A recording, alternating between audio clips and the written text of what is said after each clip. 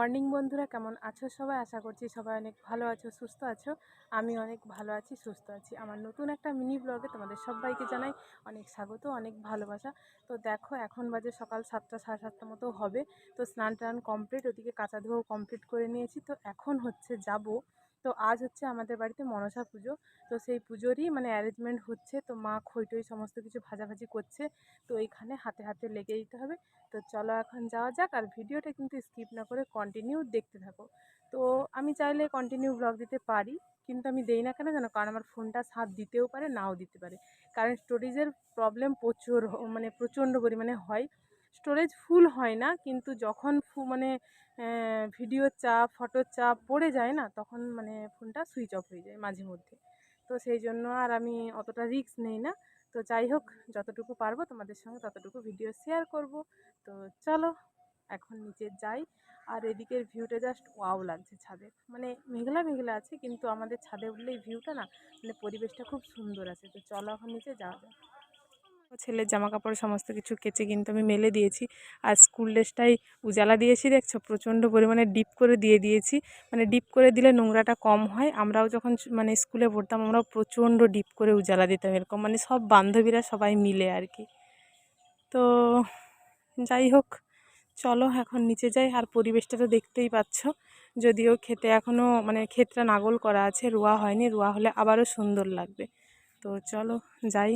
মেঘলা বলে ছাদটা অন্ধকার অন্ধকার আসছে। ছাদ থেকে নেমে সোজা চলে এসেছিলাম মায়ের কাছে রান্নাঘরে। মা যেহেতু পুজোর ডালা ভাজছে, তো ওইখানে তো লাগালাগি করে দিতে হবে। তো মা বলল, সবার প্রথমে তুমি ফুলটা তুলে এনে রেখে দাও, কারণ এগুলো করতে করতে যদি দেরি হয়ে যায় তখন কিন্তু গাছে আর ফুল পাবো না।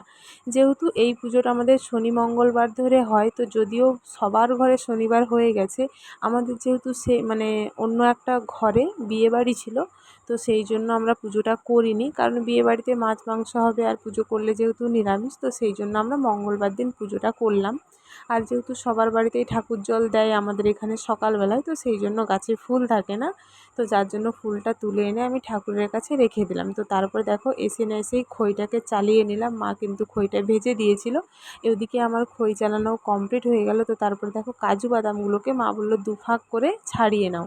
আর কাজু বাদাম ছাড়াতে ছাড়াতে আমার পুরো অবস্থা খারাপ হয়ে গিয়েছিল। যেহেতু এখন আমি নখ রাখি না, সেই জন্য অনেক কষ্ট হয়েছিল।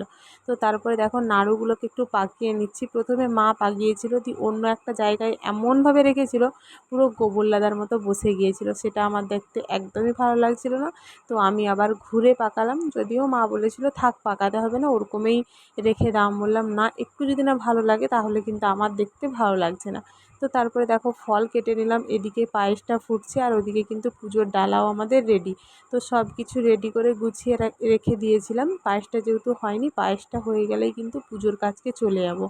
আর মা ওদিকে পায়েসটা দেখছে। প্রথমে আমি দেখছিলাম, আমাকে বললো তুমি যেহেতু জানো না তাহলে বুঝতে পারবে না। তো সেই জন্য মা দেখছিল, আর আমি কিন্তু বসে বসে ভিডিও করছিলাম।